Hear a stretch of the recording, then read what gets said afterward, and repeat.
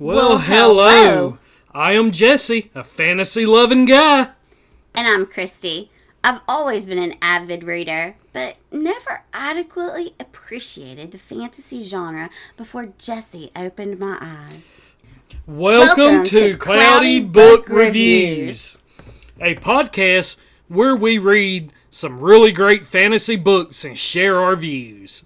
Which, like any couple, often consists of some very different views. We will always agree on a few things, though. Like books and travel are life. Basically, anything else is subject to disagreement.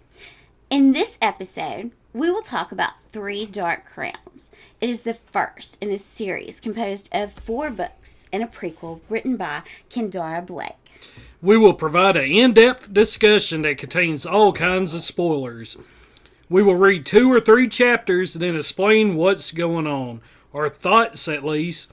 At the end of each episode, we will tell you what chapters to read to be ready for the next episode. And we would love to hear your thoughts too. So make sure you read the chapters before you listen, unless you just want to enjoy our review and discussion. Let's step into Gillespie bookstore, grab a cup of hot tea. But don't eat the muffins. Hank's molting. There's cake for people who aren't molten, no worries. So grab a seat and let's talk about Three Dark Crowns. So maybe the muffin comment will make some sense. Until then, just trust me. Don't eat the muffins.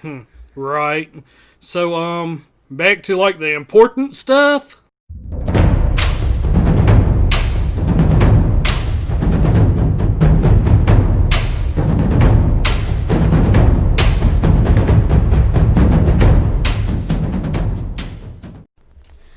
Three dark queens are born in a glen.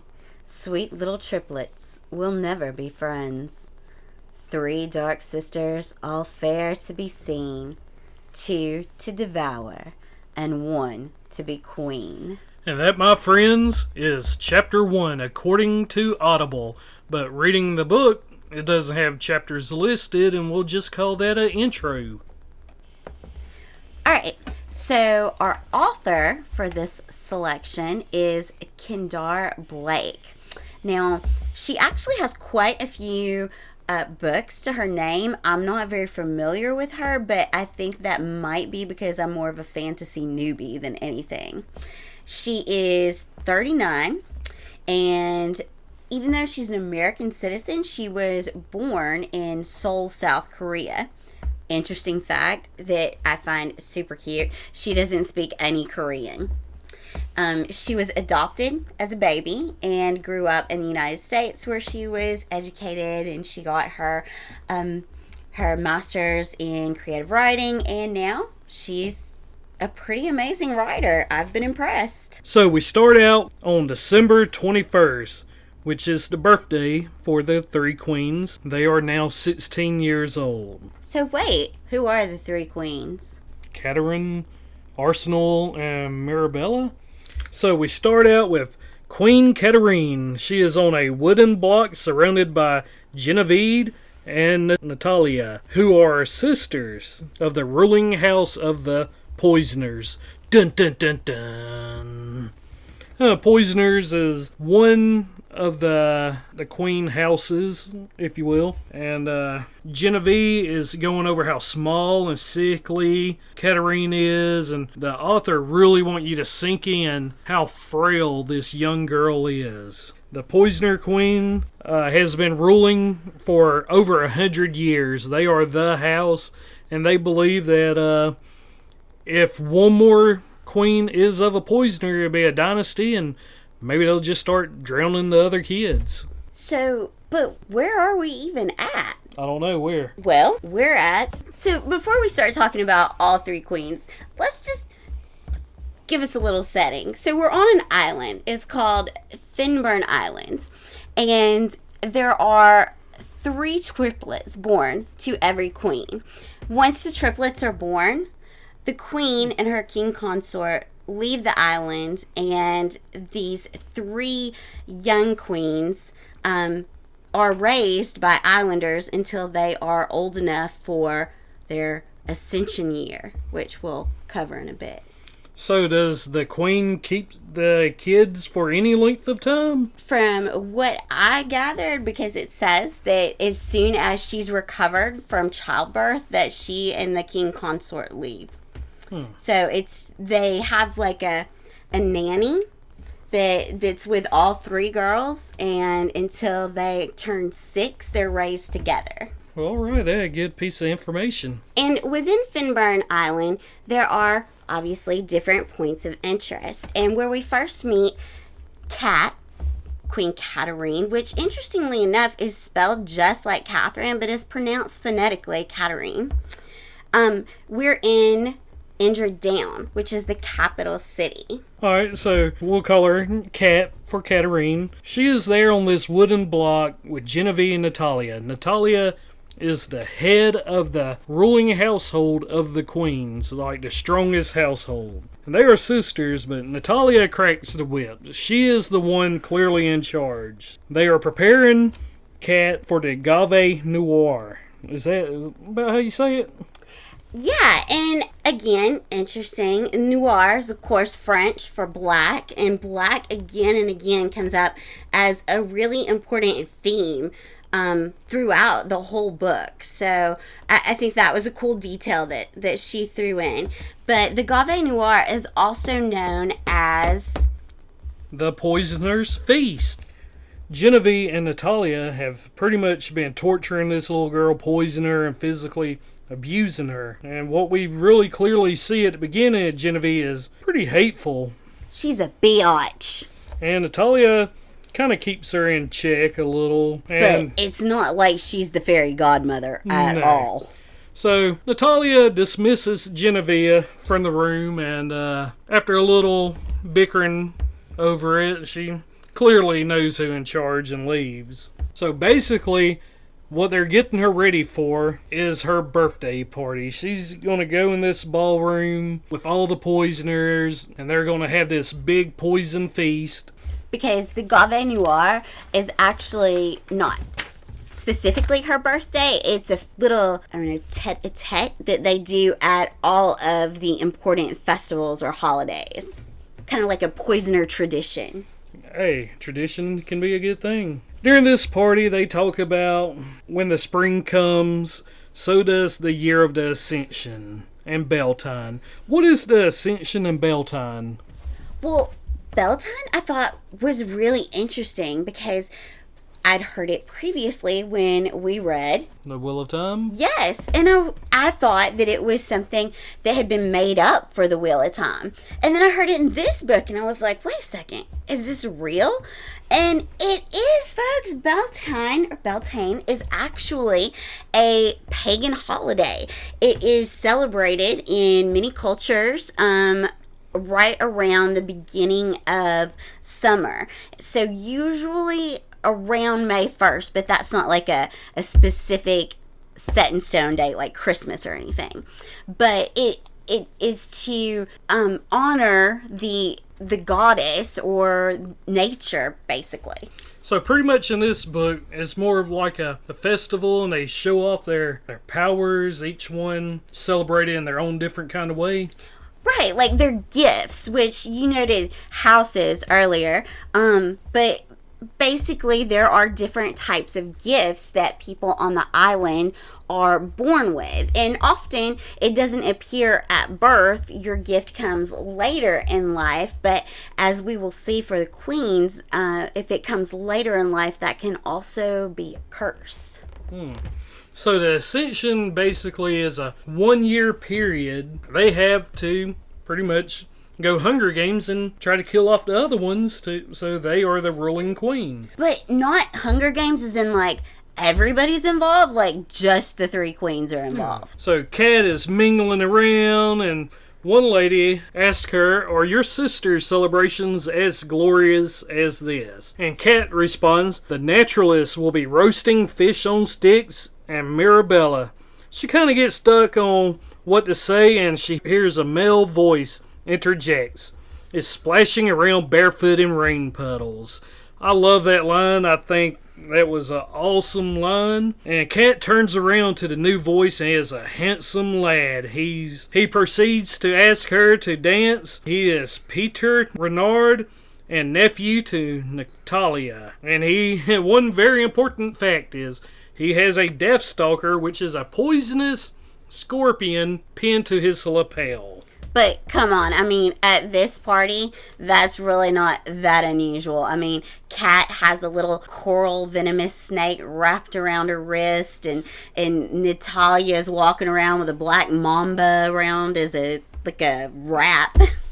But for Katarine, at least her snake name is Sweetheart. That says a lot. No. She just thinks of it as Sweetheart in her head because she was told from early on never to give the snake a name that it's not a pet. Folks, this child had a rough upbringing. Yeah. Katarine and Peter, they proceed to dance and talk about suitors to come and how Kat thinks everyone favors Mirabella, how beautiful everyone says she is, how strong she is, how no one talks about Arsinoe either. So, in her mind, she feels everybody put their money on Mirabella. She's a strong one, and it's over. So, each of the three sisters have a different gift. And there are actually more than 3 gifts on the island, but these seem to be very common ones. The others seem to be a little more sporadic and rare. So, Katarine, obviously, if she's at the Gave Noir, the Poisoner's Feast, she is a poisoner. She's also the youngest of the triplets. Mirabella, who he mentioned earlier, goes by Mira, and she is the oldest of the triplets. Interestingly enough, I think that names, and I may be wrong, I may come to eat these words later, but I think that names play an important part in what Kindar did throughout the book, because Mirabella is actually Latin for beautiful. And Katarine is pure. It means pure and lovely. Arsinoe has a very interesting little background to her name that we'll get to in a bit. Oh, well, that is some interesting knowledge right there. And names could give a lot away if you look hard enough, I guess. So, after dancing, Kat goes to Natalia and get ready for her Gave Noir. Gave Noir, which is the Black Glut. Yes, because again, obviously, noir means black, and I think of glut as kind of gluttonous, like they're about to... Yeah, like gluttony. Yeah, they're about to just go off on some crazy poisoned food. And that's exactly what it is, a poison feast. And she must taste everything and keep it down. The more she eats, the stronger the influence will be. But one reason they've tortured her since basically, I would say birth, but they didn't get her until she was 6. So basically, most of her life is because they see her as weak. She's not strong in the poisoner gift. Yes, actually, she doesn't have the gift yet. So all these poisoners are sitting around watching her at this banquet table, sitting down with piles of glistening berries, to be certain, that are poisonous, hens stuffed with hemlock dressing, candied scorpion, sweet juice steeped with olander, a savory stew, winks red and black with rosary peas. The sight of it makes Katarine's mouth run dry. Both the snake on her wrist and her bodice seems to squeeze. I know I am totally redoing my menu for Thanksgiving next year.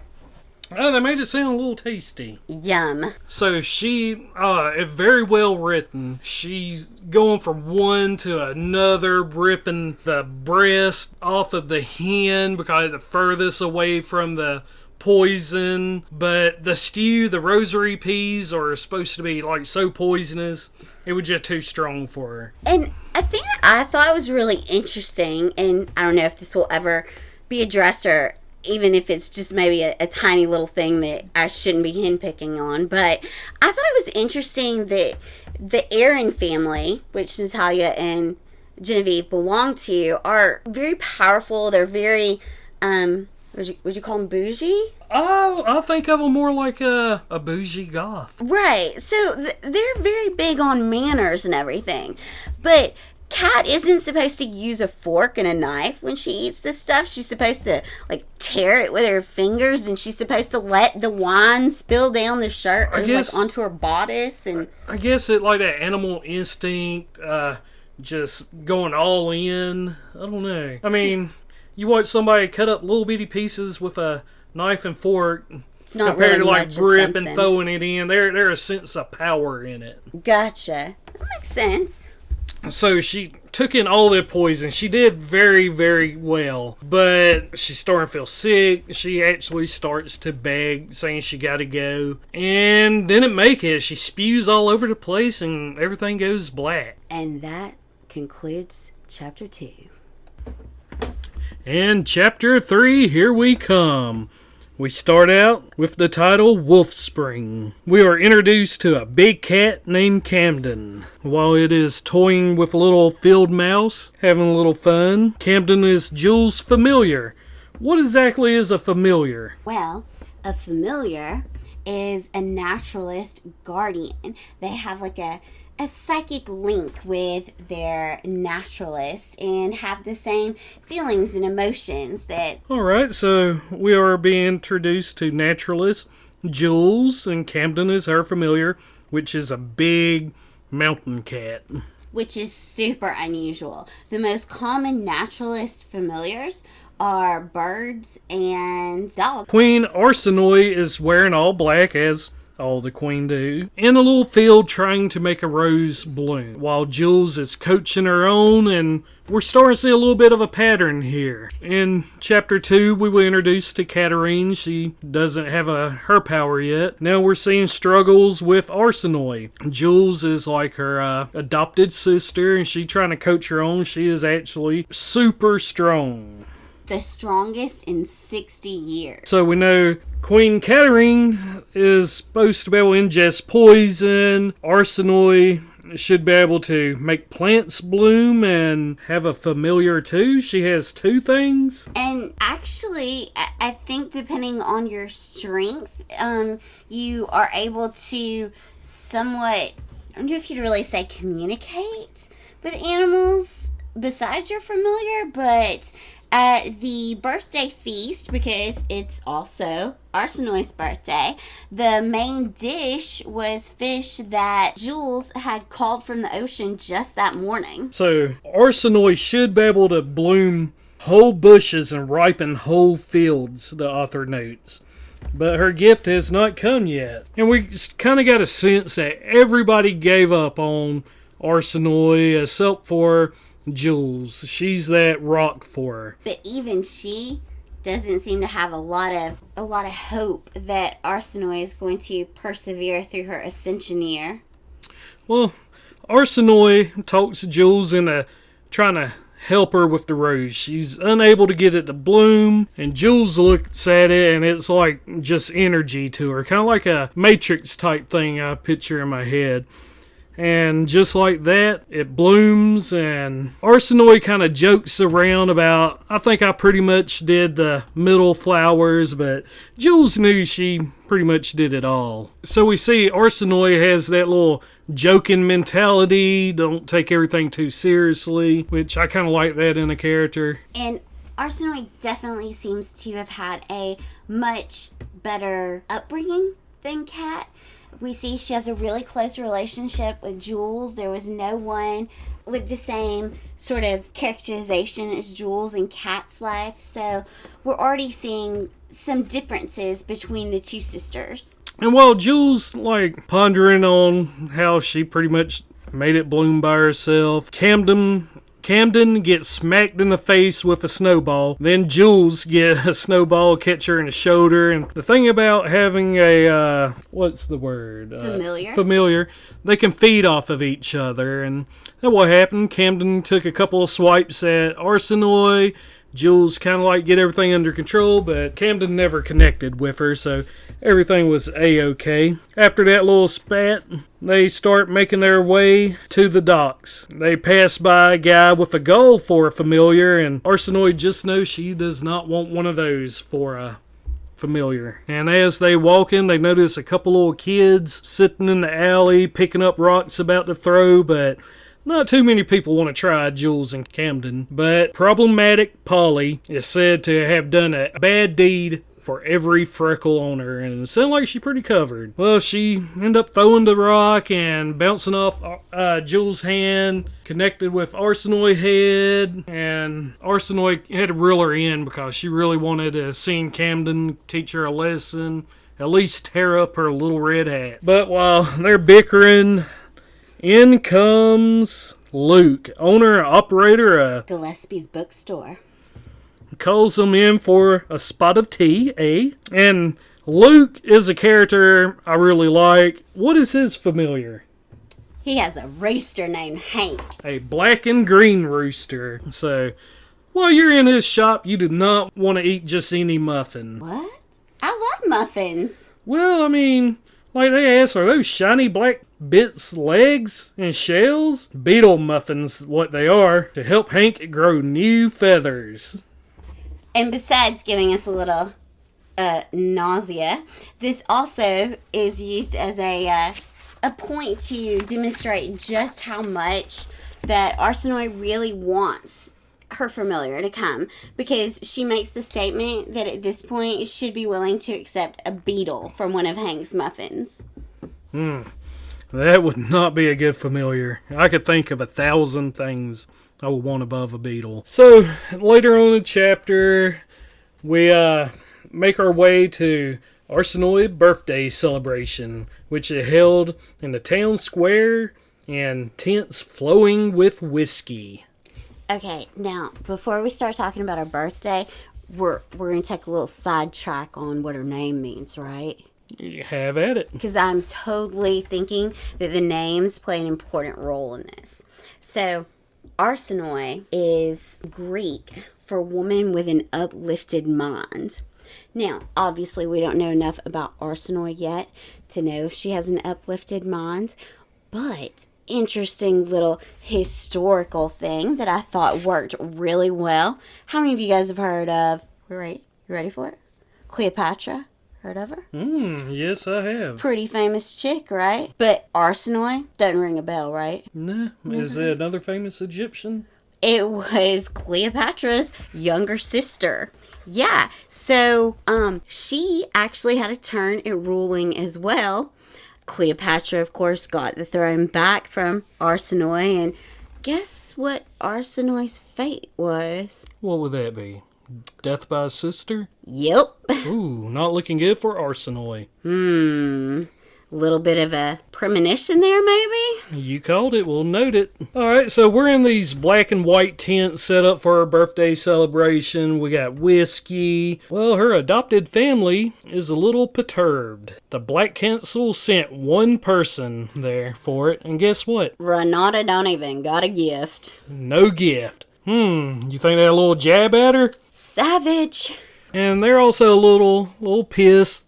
Feel like the temple.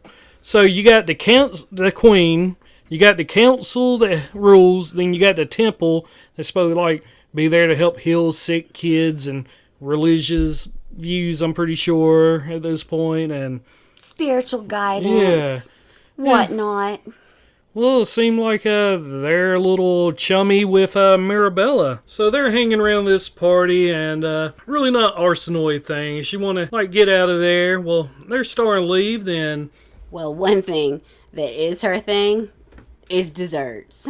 She's all about some food. Yeah, they were on their way to, I believe, at the Black Tent, maybe, for desserts, and the giftless council member kind of stopped her, asked where she going, and say, if you miss it, you gonna miss The big announcement. big announcement, which is that Joseph Sandrin is coming home. so coming home from where? Well, he's been exiled. Why would that be? Because a little over 5 years ago, so roughly when Arsinoe was about 11, she and Jules and Joseph had the fantastic idea that they loved Arsinoe, and of course Arsinoe loved herself, and didn't want to see her end up dead during Ascension year. Who doesn't love Arsinoe? Right. So they try to help her escape the island. And the thing about the island is, it never lets its queens go. Yeah, they got caught out there and retrieved, and for stealing a dead boat and trying to help her escape, banished to the mainland. And Jules was supposed to have to go to the Black Cottage and live out the remainder of the time until whichever queen was crowned, had her own set of triplets, and then, like we noted earlier, they're raised at the Black Cottage for 6 years. But Jules didn't have to do that because her Aunt Kara went for her. So they got some pretty good news right there. Well, they end up leaving the party all kind of excited and walking back. Jules hears some noise, sound kind of like a fight going on or something. So she tried to send Arsinoe to safety. She went down there with 2 guys and a woman about to scrap. And things about Jules and Camden, they like to get in between everything. And the woman halts her pretty quick. You're not the law. And she said no, but the Black Council is, and if you want them to deal with you, well, who controls the Black Council? The poisoners. Who wants to be dealt with by a bunch of poisoners? Not me. Well, the woman, we're going to plan on doing a little more than fight. She had a little club in her hand. She took a little swing at Jules, but Arsinoe come running up, and the thing about that is, it didn't go too well. One of the guys ended up saying, "What are you gonna do? You don't even have a gift, and once the real queen is crowned, we'll serve her your head." On a pike. Well, Jules didn't like that, but Arsinoe just brushes it off and said forget about it. But apparently, we're led to believe that the queens do have some sort of power because Jules encourages her to punish them for it, to send them to, I'm assuming, the Black Council for them to deal with. But Arsinoe, she just really seems to have a big heart. I like Arsinoe, and she got a little fire in her. Like when threatening to serve her head up, Arsinoe yells, "If you want your chance at me, you'll have it."